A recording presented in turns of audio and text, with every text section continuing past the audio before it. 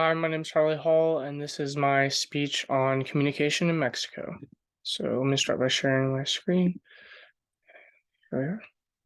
So we communicate in a multitude of different ways, and it varies depending on where we're from. In Mexico, there are many forms of communication, along with amazing celebrations and rituals unique to the country and its culture. In this time, I would like to go over the verbal and nonverbal forms of communication in Mexico, along with some of the rituals specific to Mexico. Over the past 3 months, I've learned about various forms of verbal, nonverbal communication, along with different rituals. Mexico's Mexico's verbal communication is presented in the country through Spanish, the national anthem, and common terms. Mexicans predominantly speak the language of Spanish, and the country holds the largest population of Spanish speakers. Along with that, Spanish is the language that is used to teach school instruction. Spanish is the official language of the country, and its language is the most used in the country. Due to the presence of other cultures and indigenous tribes in Mexico, there are more than 50 indigenous languages spoken within the country. According to Dr. Cooley, when you speak in Portuguese or even Spanish, there's a rolling of the R sound. That sound may be used in the word rojo or barilla. I would say my impression is kind of like rojo. I can't really do it that well personally. Spanish speakers and Mexicans often roll their R while speaking in conversation. It's a unique aspect of their verbal communication and their culture.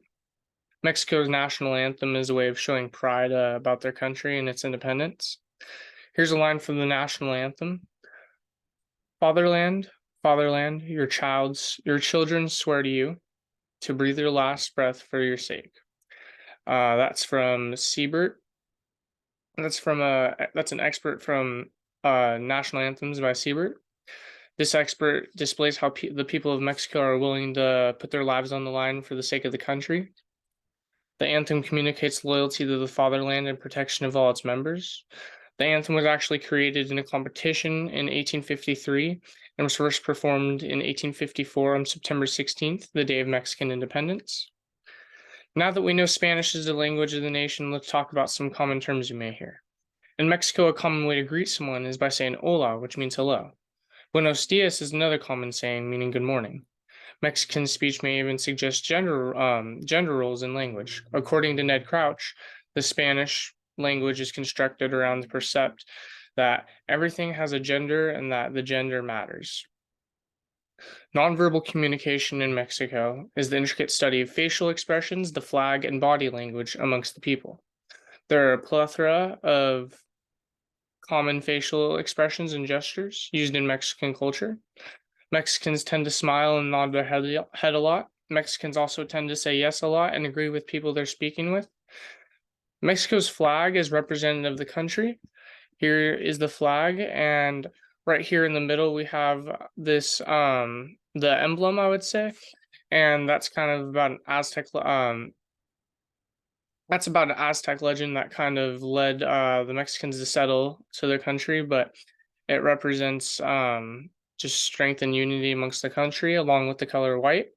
And then green represents hope for victory in wars and conflict, and red represents anyone who has served or fought for Mexico in any sort of war.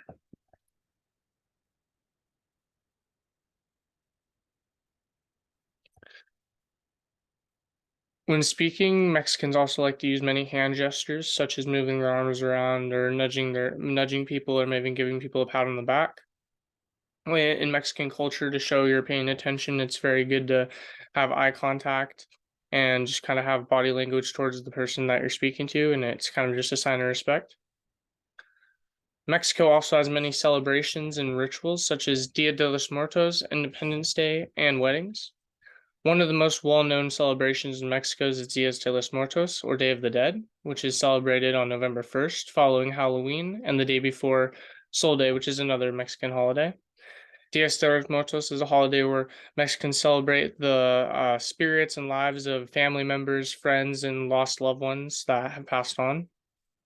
During the celebration and preceding weeks, many celebrations are held, and many different foods are eaten, such as skull, head candies, flan, different types of sweetbreads, and many other Mexican delicacies. Another very important holiday to Mexican culture is their Independence Day, which is September 16th. The night before Independence Day, a crowd gathers around the country to join political leaders in the battle cry of independence. Mexican Independence Day celebrates the country's victory against French invaders in 1862. Weddings can also be a large social event in Mexican culture. When it comes to weddings in Mexico, the approval of the father of the bride is pretty traditional, kind of similar to that of America. With the heavy Catholic presence, many weddings are done traditionally in Catholic churches. According to Encyclopedia Britannica, weddings are some of the more lavish family-oriented events in Mexico. Mexico's verbal communication is presented through Spanish and the national anthem, along with common terms. Nonverbal communication in Mexico is expressed through facial expressions, the flag, and body language amongst the people. Mexico has many rituals and celebrations, such as Dias de los Muertos, Independence Day, and weddings. Life in Mexico has a way of making the most mundane things feel like a fiesta. Tom Miller. And to go along with that, here's a little sound bit from Mexican culture. This is a mariachi band.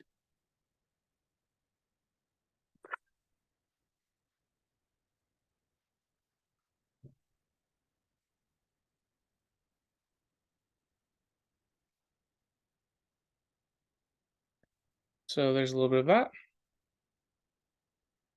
And then right here is some clothing in Mexico. This is maybe a celebration dress for a lady, or a quinceañera dress. Here's a picture of a more touristy area of Mexico called Cancun. Here's a more modern approach to Mexico. This is Tijuana. This is what I would say is more realistic. I feel as if a lot of Mexicans sadly live in poverty, especially right by our border. I live in San Diego, so this is kind of more so what it would look like down here. And then here's a quinceañera. Here's a celebration being held in a Catholic church with family members around, and everyone's dressed nicely. And that is my speech.